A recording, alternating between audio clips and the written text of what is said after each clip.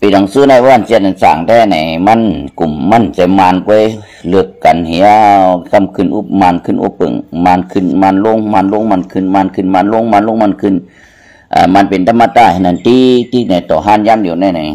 มันใจหนาปีดังอันเพื่อนน้องว่าปีดังสู้เมียนมาอันว่านั้นอันจะสั่งเจอมันเป็นเมืองหบ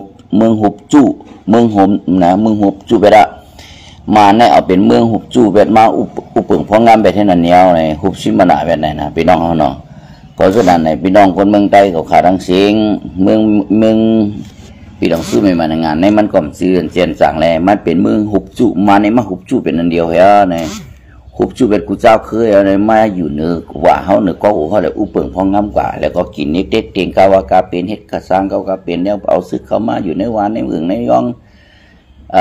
ในกูจีเมืองเนาะมาเมืองขางช้างย่างใต้เขาค่ะกูดีกูได้ว่าจอดตัวกับทั้งเสียงต่อหันย้ำเดียวในพี่น้องคนเมืองใต้กับเขาขณะในจังมีตุ้มซึกใต้เขาค่ะอันเฮ็ดมันเปิ้นอยู่นั้นในนำหนาอันวนมันเปิ้นนำหนาอันวนมันเปิ้นก็ส่งว่าชื่ออะไร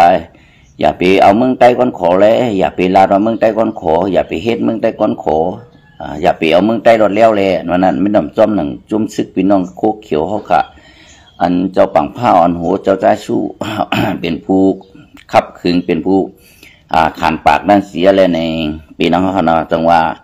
ไหลวนต่างเปิ้นวนแตนเปิ้นพอเขาเฮ็ดจังนั้นจังไหนเขาได้เอาปลองเขาก็อยู่กันไหลเขาได้ปั่นปลองเขาอยู่กันไหลปลองเขาได้กินสังปลองเขาได้ปักเสาที่ไหลหลาพอเฮ็ดจังนั้นจังไหนในนั่นก็วนมันเปิ้นเหมือนกันนะเปิ้นได้เปิ้นวนนะพี่น้องกันนั้นก็ไต่เขาขาเจ้าใจสู้ก็วนมันเปิ้นว่าเขาเดี่ยวปลองเขาไว้ที่ไหนกันในพวกไตว่าครับพร้อมกันในการศึกเจ้าคือเขาเปิ้นยื้อเขาอันนี้ก็วนมันเปิ้นแทงห้ำหลวพร้อมกันนี่ก็เป็นเจ้าใจสู้ผู้ขานปากของป่าตีไม่สูงซึ่งไตในนำมือตีเองได้ในเป็นมือเลียวในเป็นป่าตุไม่ป่าตีไม่สูงวานห้ามเบียงห้ามจองห้ามจิ๋วห้ามเมืองห้ามมังกว่ายาวในพี่น้องว่าในก็เขาขาลัดมาตรงตักกัน เขาว่าท่านอะไรในมีดังลองจังหนึ่งในเสียเลยในวนมันเปิ้นว่าใต้ห้อมหนูเลยพร้อมกันพวกพร้อมเปิ้นยื้อเขานะซึ่งไหนเนี่ยพี่น้องเขาเนี่ยก็เขาบนบันเปิ้นแต่เขาเฮ็ดสร้างอันเปิ้นกันนะ เขาวนก็วนอันเปิ้นป้าให้ไปโกเปิ้นมีที่อยู่ที่กินโกเปิ้นมีที่รับที่นอนโกเปิ้นมีที่ตั้งตับต่างๆในจะใช้สู้ก็วนมันมาวนมันประลองเขาวนบันลองกินลองย่ำเขาแทงไปมังมีกันประลองเขาดีกว่าเหตุการณ์ดีเลยล่ะพวกห่มซึ่งนั้นซึ่งไหนเขาที่มีองค์คนประลองมีเตือใครล็อกหน้ารู้เขาเหลือย้อนกินเหือเนี่ยย้อนกินเนื้อคนเมืองเขาขาก็มาสั่งเนี่ยอันนี้ก็วนมันเปื่อนก็ไม่มาเหตุมันเปื่อนซึกใต้เขาขาอันเป็นป่าที่ไม่สูงซึ่งใต้นั้นวนมันเปื่อนเป็นวนมันคนเมืองซ้ำเป็นเหตุบันเปื่อนเป็นเหตุบันคนเมืองซ้ำเป็นสร้างบันลองขึ้นใหญ่ไม่สูงพอไม่คนเมืองไต้ปอดของปัจจันปัดปืนโซโฮกเหมือนสองหาปักลักไม่ในสมเป็นพี่น้องนะสมาอย่าไปว่าเมืองไต้เลยอย่าไปว่าเมืองไต้เลยอย่าไปว่าลงเมืองไต้หลดแล้วเสาขอเลยเนี่ยเพราะฉะนั้นแต่มันไหลนี่นะพี่น้องนะอย่าไปว่าอย่าไปเฮ็ดอย่าไปว่าเมืองไต้ก้อนขอเนี่ยมันไหลเอาซะนั่นนี่วนมันแต่พี่น้องเขาเจ้าคือเขาพองอย่าไปว่าเมืองไต้ก้อนขอนะพี่น้องนะเมืองปลองให้เป็นเมืองปลองเมืองตางเป็นเมืองตางเมืองเกาก้างเป็นเมืองเกาก้างเมืองลาหูเป็นลังเมืองลาหูเหมือนเมืองลีโซให้เป็นเมืองลีโซเมืองธนูให้เมืองสนุให้เนี่ยเจ้าใจสู้บุคคลป่าปฏิไม่สูงวานห้ามจ้องห้ามห้ามเมืองห้ามเขาว่าซึ่งหนึ่งนั่นแน่พี่น้องเขาก็นั่นแหละวนนั่นปืนก็เฮ็ดสร้างกว่าคำนั้นมันนั่งซึกเจ้าคือเขาเกาก้างปลองเขาปืนก็หุบซิมกันดังปอดของนี่ก็ปืนก็เฮ็ดจอมหนังเจ้าใจสู้ลาดนั่นเองเขานะปืนกลุ่มมิติอยู่เปิ้นกลุ่มมิติเฮ็ดกินปุ้นกูเสื้อคือเปิ้นอยู่เนื้อห้วยเนื้อลอยปลองตะอ้างเขาก้างเอาอะไรเปิ้นเรื่องใครๆมาอยู่ในกูในเวียงมาพวกมาสอนปิงยาปุ้นกูเสื้อคือเปิ้นตกแต้มก็เลยเปิ้นก็มาพูดอยู่มาเฮ็ดอยู่ทางที่ปอดห้องนี่ก็นี่ก็เป็นน้ำใจของซึกโคเขียวเจ้าฝั่งพ่อหนูเป็นน้ำใจเขาลีเต้เฮ็ดก็เลยเขาต้องได้ถอยชุดปันซึกเจ้าคือปลองตะอ้างเขาก้างเขาเสแน่ก็เปิดหอมมีดีอยู่ดีกินมีดีเฮ็ดกินอะไรเขาก็ถอยสุดปันเขาก็อยู่ตรงเช่นนั้นจะมาพืชอยู่ตั้งเจ้ากวางต่อทั้งปอดจานแน่ในทางคณะนี่ก็เป็นซึกโกเขียวเขาขาเฮ็ดปันเปิ้นน้ำซ้ำบ้วนมันเปิ้นน้ำ ซ้ำเหียซ้ำบ่นมันตาที่พรดีเป็นตาพรดีเป็นตาเจ้าคือไตเฮาวันเมืองไตเฮาเจอคือไตเจอตาไตแผ่นดินไตเฮาซ้ำเฮ็ดบรรดาไตเฮาเจอคือไตเฮาเจ้าคือไตเฮาบรรดาแผ่นดินไตเนี่ยซ้ำเฮ็ดบ่นเนี่ยนะพี่น้องตาไตเฮาคันเนี่ยเฮ็ดเป็นหลายหมื่นหนึ่งมื้อเดียวนั่นน่ะเฮ็ดปันเปิ้นจึงคือน่ะเฮ็ดมันตะว่ากันนั่นน่ะมื้อเดียวนะเฮ็ดปันพี่น้องว่าเขาดังหือว่าบ่ได้มาอยู่ปอดห้องในว่าที่ลงมาถึงน่ะเอาซื้อโคเขียวให้ใส่อะไรลงมาแลนั่นน่ะเปิ้นก็ว่าซึกว่าลงมาเปิ้นว่าซึกSCP เฮาบ่รู้นะเฮาเดี๋ยวห่มลมปานนั้นเฮ็ดไทยว่านี่ก็ลงมาง่ายๆลมๆนั่นก็เฮ็ดมันเปิ้นนะเฮ็ดมันเปิ้นสร้างมันเปิ้นยางมันเปิ้นยางจอมเปิ้นเตะมันเปิ้นขับขึงมันเปิ้นอันมันในใต้เฮาขาในเปลี่ยนแต่ว่าเฮ็ดบันลองเปิ้นเฮ็ดบันเปิ้นอันนั้นแต่ก็น่ะแต่ที่จี้ขึ้นมาขึ้นเฮาขานั้นเจอคือขานั้นซ้ํมีพี่น้องนะห้ำเฮ็ดเป็นไรหมอฮู้เฮ็ดสร้างเฮ็ดมันเปิ้นในแก่น่ะกัดน่ะเขียนน่ะฮัดตึกฮัดตายในเฮ็ดมันเปิ้นมาเฮ็ดมันมันมาเฮ็ดมันว่านะพี่น้องนะมาเฮ็ดมันจะเคยจุ่มในแก่เตะกัดเตะแขนเตะเฮาขายอมรับว่าซึกโคเขียวค่ะในกองเกาหลีมีกองหลีกองงามกองกูสำชันเปิงเนี่ยใหม่ๆเท่ๆว่าลืมพี่น้องนะตาเตมายื้ออันเป็นอย่างสู่ภูเก็ตบ่มีคนเมืองเฮาตาเตมายื้ออันเปิ้นหุบกุ้งกับอาณาซึ่งเมืองใต้เฮาจังนั้นแต่มีกองซะจังได๋กองเข้มหลายๆมีตาเตมายื้อเสียตาเตมาไหวปากกองซื้อบ่มีคนเมืองไม่เป็นสายซึกข้าไม่เป็นสายโคลายห้าไม่เป็นจังนั้นจังไหนห้าไม่เป็นสุนทรค่าในผู้สิงปุยหมู่ก้างมันจะหุ่นจ้างเนี่ยก็อะไรล่มตายกว่าก็เปิดกองหังดีของโคกซึกโคกเขียวกองเข้มซึกโคกเขียวในไรลู่ไรเชียงอาซักกว่านั่นก็เป็นรองตั้งของซึกโคกเขียวนี่ก็เฮ็ดปันเปิ้นหลายพี่น้องนะเฮ็ดปันเปิ้นเฮ็ดปันเจอคือมันเจ้าคือเปิ้นนะมาหมวยหลานมันเจอคือไตเฮาเจ้าคือไตเฮาแผ่นดินไตเฮาโบก่อยกุ่นปังบ้านห้ามจ้องห้ามห้ามเมืองห้ามก่อยมดเนี่ยนี่ก็เฮ็ดปันเปิ้นกันนะพี่น้องเฮ็ดปันเปิ้นคือเปิ้นได้มาอยู่ไร่เปิ้นปักเสาไร่นี่ก็ซึกโคกเขียวก็เฮ็ดปันเปิ้นเฮ็ดปันเปิ้นในเป็นเตะแก่กะเตะกัดเตะแขนเตะวนปันเปิ้นก็วนเตะแก่เตะกัดเตะแขนเตะเนี่ยพี่น้องนะพี่น้องซึกโคกเขียวนะอันนี้แรกเอาขายอมรับมีไอ้ใส่ซอยแข็งใส่แสงสุวรรณออกมาลาดจังไหนนะเมื่อใต้เฮาในเฮ็ดปันเปิ้นในแก่น่ะใต้เฮาในวนปันเปิ้นในแก่น่ะเขาขายอมรับใส่แสงสุวรรณลาดในก็ขายอมรับมันวนปันเปิ้นในแก่เตะเฮ็ดปันเปิ้นในแก่เตะซ้ำลืมเฮ็ดตอนตัดไตซ้ำลืมวนตอนตัดไตเฮาค่ะอนาคตตั้งหน้าเฮาในติดไปอยู่จังหือปีสุปันเฮาอยู่จังไหนอยู่มือปนมาเฮาอยู่จังหือมือเหลียวนะเฮาอยู่จังหืออนาคตตั้งหน้าเฮาในที่เฮ็ดสร้างกว่าปกป้องเพราะว่าคนเมืองใต้จังหือวันเมืองใต้จังหือคือใต้จังหือแหน่เฮากันลืมบ่นแปดลืมอันเฮาอันบ่นเพิ่นนั้นได้ประลองเพิ่นมีดีอยู่เพิ่นมีดีเฮ็ดเข้าเพิ่นมีดีอะไรเพิ่นน่ะว่าก็เพิ่นขวางลงมาจังไหนนั่นน่ะพี่น้องน่ะบ่นเพิ่นหลายเห็นเพิ่นอันนี้ก็เป็นพี่น้องซึกโคกเขียวขาแก่เตะกัดเตะแขนเตะจางเตะลองวนเหมือนเปิ้นในเฮ็ดสร้างเหมือนเปิ้นในเฮาค่ะยองย่อและยกยองกุ้งหมุนพุ่งหมุนเงาอันเป็นเจ้าฝั่งป้าเจ้าใจสู้อันโหเฮ็ดให้ประลองเฮามีที่อยู่ที่กินมีอยู่ที่ตันเช้าตัวหันยามเดียวในก็เปิ้นว่าใต้เฮาขายเฮ็ดอันเปิ้นวนอันเปิ้นก้วยเปิ้นมีที่อยู่เปิ้นก็เลยที่อยู่เปิ้นมีเปิ้นกว่าจอดไรกูที่กูตั้งนี่ก็ตึกเสียดหรือเสียดอันเปิ้นให้ลงมาอยู่ปอดห้องให้ลงมาอยู่ปอดจานนี่จริงเสียได้เต็มเลยอยู่ปอดจานโทษทีกันต่อเสียเต็มเลยอยู่ปอดห้องให้ปองมือปอดจานหมดปอดห้องในเฮาได้อยู่ก้วยเฮาในกำเนิดสุดมาปอดจานก็มาเป็นเสียดเมื่อนำปอดห้องก็เป็นซึกเจ้าคือ FNCC เขาอยู่อะไรกำในซึกโคเขียวสมาประลองหำมิติโยงก็ก้างหำมิติโยงในแหละปลดปล่อยวางปันถอยสุดล้นเมื่ออยู่วันให้อันเนี่ยปันประลองเขาอยู่หมู่เจน้ำคำหลอกจอกเมืองกึ่งเมืองกุดสีปอราเซียจอกเมจะได้เนี่ยเขาปันประลองศึกเจ้าคือก็อยู่แห่ไหนก็เปิดว่าใจสู้เขาอะไรส่งดูในนั้นเนาะสงสารในความไทยสงสารประลองหำมิติอยู่ที่กินที่สร้างนั่นแหละเขาก็เลยถอยบันเปื่อนนั่นแหละเมตตากู้สวยเต้นะเจ้าใจสู้สปังผ้าค่ะในเฮ็ดบันเปื่อนนั่นได้ดีนะจะเด็กกัดเด็กแขนเต้นะอันนี้เขาขายองย่อเมื่อในอันที่เก่าข่าวมาลาดนี่ก็มีน้ำความของใจซอยเสียงสุวรรณว่าไตเอาในวดมันเปื่อนนำนาไตเอาในเฮ็ดมันเปื่อนนำนาเนี่ยว่าเก่าข่าวก็มาจี้นี่มันซึกโคเขียวใครเฮ็ดมันเปื่อนเตะใจเตะเฮ็ดเปื่อนนำนา นะไตเฮาคาในซึกโคเขียวเฮ็ดเป็นเปิ้นน้ำหนานั้นหมานแม่นเตะใส่เตะขาดนะขาวขย้อนต้องป่านมือ10 นิ้วเสียละให้ผักถึงอันเป็นใจสวยแสงสุวรรณอันเป็นซึกโคเขียวอยู่ดังปอทองวันให้นั่นในยกมือ10 นิ้วต่างจีมอมจอมหูกันต่อสู่เจ้าหมอกลาดปันว่าให้ซึกโคเขียวโคขาวนปันคือไตเอาอีนึงวนแผ่นดินไตเฮาวนคือจัดไตเฮาปลาพองเนี่ยอย่าไปวนเพิ่นหลายเนี่ยก็ปันเปิ้น50%ปันเฮา50%เนี่ยก็ยังดีเฮ็ดปันเปิ้น50%เนี่ยเฮ็ดปันเฮาค่า50%เนี่ยก็ยังดีเนี่ยอย่าไปวนปันเปิ้นหลายๆอย่าไปเฮ็ดปันเปิ้นหลายๆเนี่ยให้เป็นผู้ขานปากต่างตัวคนเมืองต่างตัวกับข้าใจนำบันเสกบันลาดปันเจ้าใจสู้และเจ้าฝังผ้า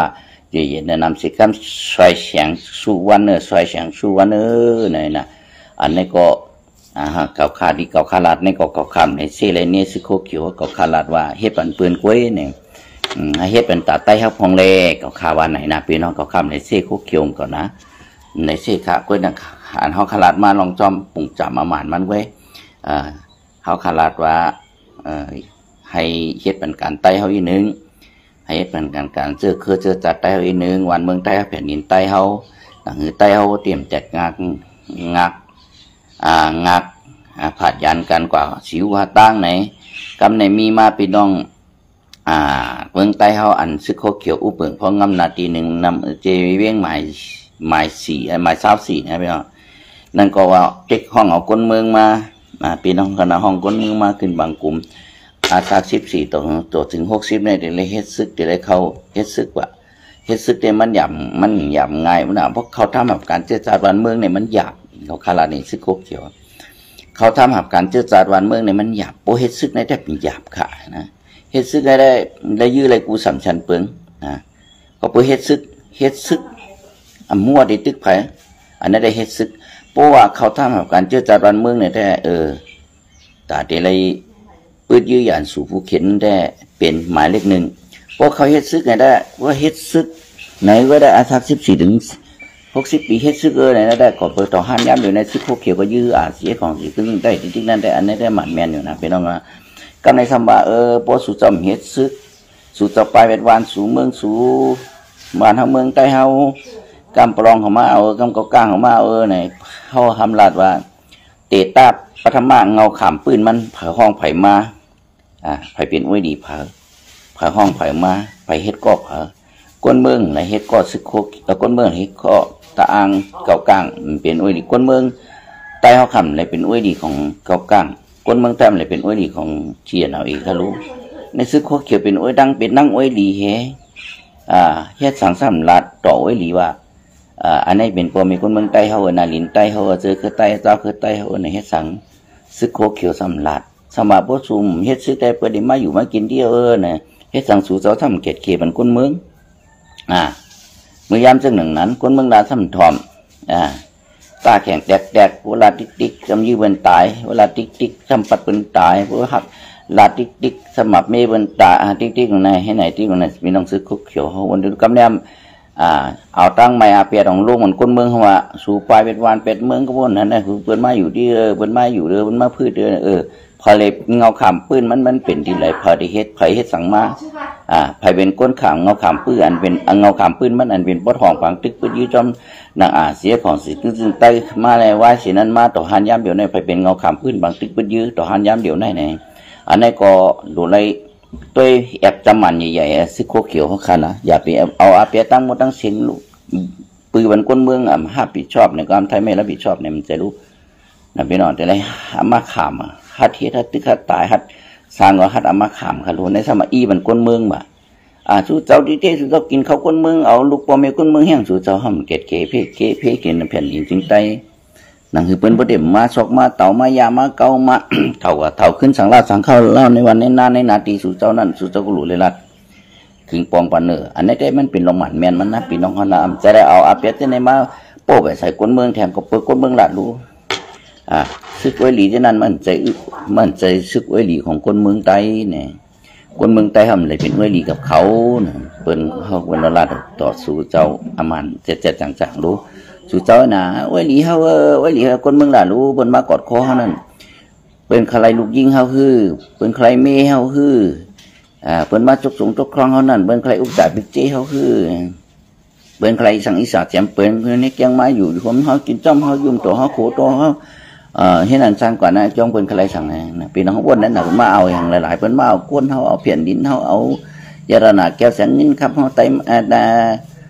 ในน้ำเนื้อลิ้นกูสามเซนเปื้อนเอาก็เอากว่าคนเมืองแต่ฮันเลยหมักดันเพียบยุบต่อหันย้ำเดี๋ยวในปีน้องเขาขาหรือเส้นนั้นกับป้าซิโก้เขียวจำป้าเปิ้นเอาที่ว่าแท่งเนี่ยนะเป็นเนาะป้าเปิ้นขุดป้าเปิ้นสร้างป้าเปิ้นเฮ็ดจนสร้างมาเปิ้นเอากว่าที่นั่นน่ะนั่นก็เป็นรองไตเฮานะปีน้องนะอันนี้ก็เขาขาดจังมาซิโก้เขียวค่ะอย่าไปปล่อยอย่าไปเอาอาเปียซึ่งเส้นใดตั้งผิดตั้งในอีปากเหมือนคนเมืองเนี่ยนะปีน้องนะงอขามพื้นมันไผเป็นไผเฮ็ดอันตั้งต้นเหตุมันเกิดจากอะไรใครเป็นผู้สร้างใครเป็นผู้สร้างขึ้นมาอย่างใดสร้างขึ้นมาแล้วต้องรับผิดชอบในความไทยนะสาเหตุและต้นเหตุสาเหตุเกิดจากอะไรเฮียงคนเมืองปลายเฮียงวานห้ามจ้องห้ามกว่าปือหังไหนพี่น้องเขาวันเดียวกว่าปือเผอเฮ็ดปางตึกปือยื้อ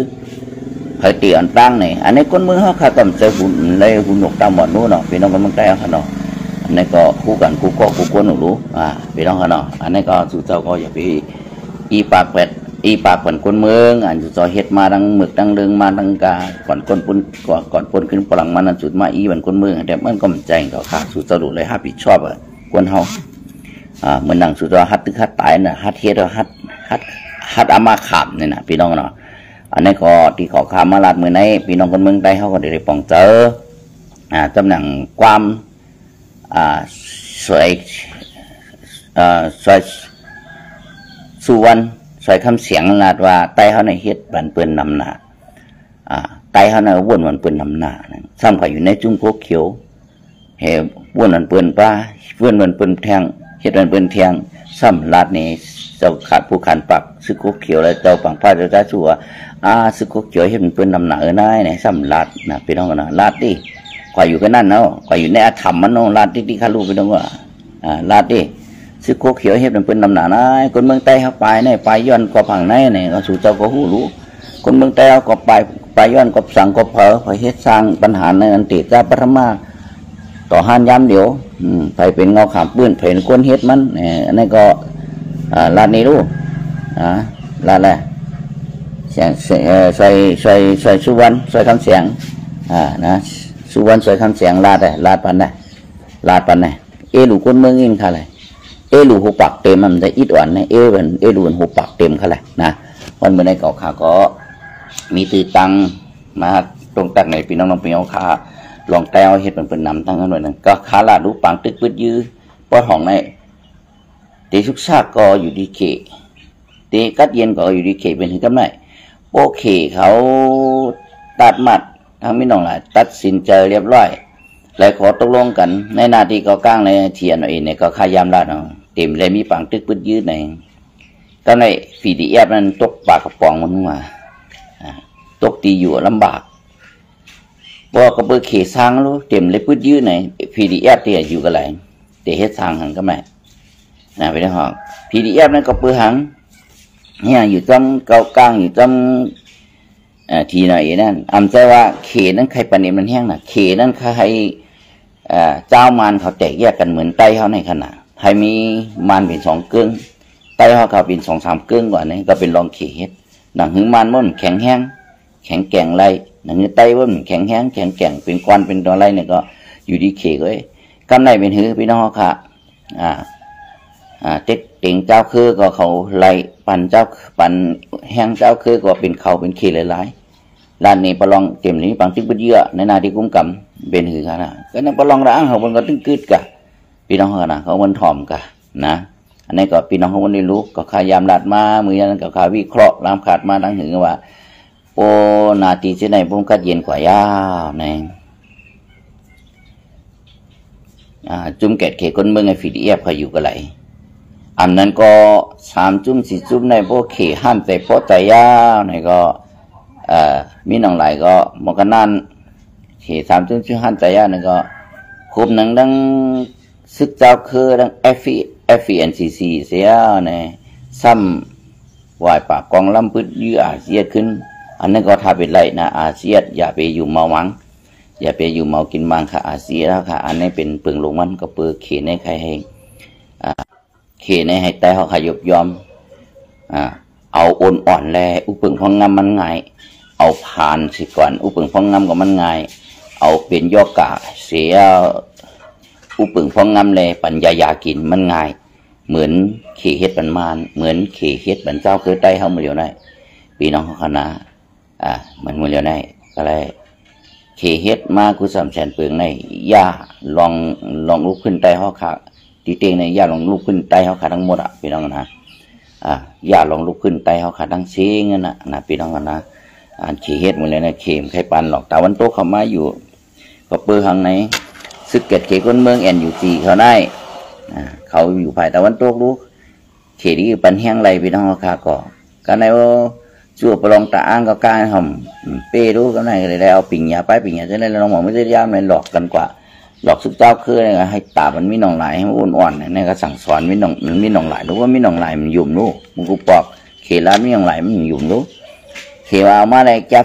ยันปันเท่าไรนี่มีหนองไหลมาปันเนื้อเขก็จัดการเขจัดการในมันเขสั่งสอนพี่น้องบ่เมื่อเฮ็ดแทงได้แบบไรนะเขาเฮ็ดหนีเมื่อกำไรนะเป็นว่าต้องไปหลับตาไปโกนอันนี้ก็มันเป็นรองอันเตี้ยนหมันแต่นี้ก็เย็นก่อนในเมืองใต้เขาทั้งสิ้นนั้นมีอะไรก็เย็นในหน้าที่เขากุ้มกรรมของซึกเจ้าคืออะไรไปบางมีของเขตนั่นติก็เย็นอะไรอยู่นอกเหลือจากนั้นนอกเลยหลังนั้นว่าติ่มก็เย็นอะไรเป็นห้องเขานะก็เปิดว่าใส่เขตในตื้นใครปันใต้เขาขาขึ้นเนี่ยไม่สูงเฮืองเปิ้งใส่มันตั้งในเมืองใต้เขา62,000ปังรักไม้เนี่ยเขตในตื้นใครปันเป็นอิฐพี่น้องนะใครมันจุ่มจิกเงินลีนะพี่น้องเขตนะเขาสนั่นพี่น้องเมืองใต้เขาก็บ่ฮู้ตู่ฮู้คิงกันย้ำเหลียวในก็ลีเฮ็ดลีเขาลีสัตว์ลีสร้างลีเอาลีคืนลีปัดลีต่อยเอาในเขตเฮ็ดปันเฮามันก็ได้นึงมันเฮ็ดทั้งในศึกเจ้าคือเฮ็ดปันเฮามันก็ได้นึงเขาขายเป็นไตเนี่ยทั้งจำก้มหัวเรียนจังงอกปัดถุงปัดท่องก็จำหลังเปิ้นแน่ทุกยุคเปิ้นหลักก็ไปโคต่อเปิ้นแหงเงี้ยเขี้ยวต่อเปิ้นแหเปิ้นตักเขาก็ยุ่มต่อเปิ้นให้ในติ๊กนั่นแหละซึกบางจุ่มได้ดีเอลูกับจางหือนะพี่น้องนะกันของขึ้นย้อนขึ้นลืมมันก็น่ายนอนนำเก๋ๆมังๆมานะพี่น้องก็เนาะมือในได้ก็ขาดใจน้ำปั่นนั่งเสียงก่อนเลยมาตรงตักพี่น้องพี่ยอครับ